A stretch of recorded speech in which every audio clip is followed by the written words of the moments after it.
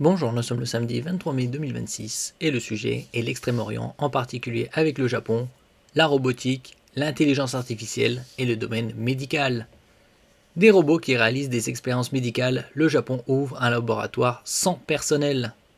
L'Université des sciences de Tokyo, capitale du Japon, a ouvert un laboratoire expérimental dans lequel 10 robots réalisent diverses manipulations, du transfert de quantités de réactifs au placement d'objets dans des environnements à température contrôlée. L'un d'entre eux, le Lab Droid Maholo, est spécifiquement conçu pour décharger les chercheurs de tâches répétitives. On a vu précédemment par exemple la startup Figure AI, une startup américaine, avec sa vidéo en direct live montrant plusieurs robots se succédant et faisant des tâches répétitives comme le déplacement de colis avec le code barre vers le tapis pour être scanné par la suite. Les manipulations au laboratoire seront-elles bientôt réalisées par des robots? C'est en tout cas ce que veut croire l'Université des sciences de Tokyo. Son Robotics Innovation Center a récemment inauguré un laboratoire expérimental comprenant 10 robots, a rapporté le 11 mai l'agence de presse Nippon Kyodo. N'oubliez pas de vous abonner pour plus de news sur le monde de la high-tech ainsi que les bons plans, également sur mon Twitter et en description sous toutes mes vidéos. Vous pouvez les retrouver dans mes playlists et voir mes articles sur mon blog, tous les liens seront en description.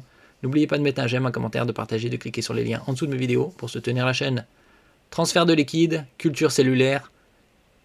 Équipés de 2 bras, ces systèmes robotiques peuvent réaliser différentes tâches précises, comme le transfert de quantité de liquide et l'ouverture de portes d'environnement à température contrôlée, afin d'y placer et d'y retirer des objets.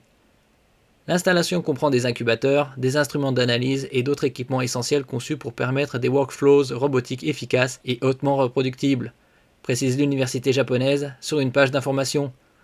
En étant programmés, les techniques liées à la culture cellulaire peuvent aussi être réalisées automatiquement.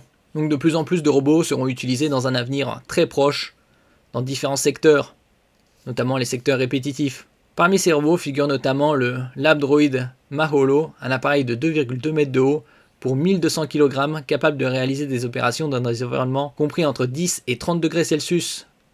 Développé par l'entreprise RBI, spécialisée dans la robotique appliquée aux sciences biologiques et médicales, il comprend 7 axes, dont un dédié à la rotation du bras. La société assure qu'il peut être réglé simplement depuis un ordinateur ou une tablette et qu'il est capable de s'adapter à différentes tâches. Objectif 2000 robots en 2040. Le Lab Droid Maholo a déjà été déployé dans un hôpital de Kobe spécialisé en ophtalmologie, où il est utilisé dans la recherche clinique pour des manipulations liées à la culture cellulaire sur des cellules souches pluripotentes induites, iPSC.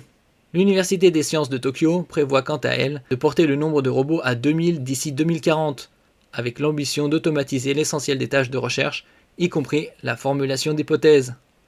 Ces robots japonais mènent 1000 expériences médicales par jour sans aucun humain. Et donc c'est l'objectif 2040, 2000 robots. Le robot Maholo Lab Droid est un robot humanoïde de laboratoire à 2 bras, conçu par le AIST, le principal institut public de recherche scientifique du Japon, en partenariat avec le fabricant industriel Yaskawa Electric. Présenté en 2017, il était déjà utilisé à l'hôpital de Kobe pour des recherches cliniques sur les cellules souches pluripotentes induites. Keiichi Nakayama, directeur du Robotics Innovation Center, estime que ces robots peuvent accélérer la recherche de 10 à 100 fois par rapport aux laboratoires traditionnels.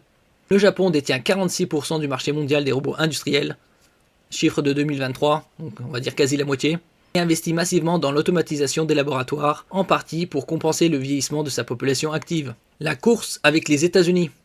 En mars 2025, la biotech américaine In Silico Medicine a déployé un humanoïde bipède baptisé Supervisor, dans son laboratoire entièrement robotisé LifeStar One, opérationnel depuis décembre 2022.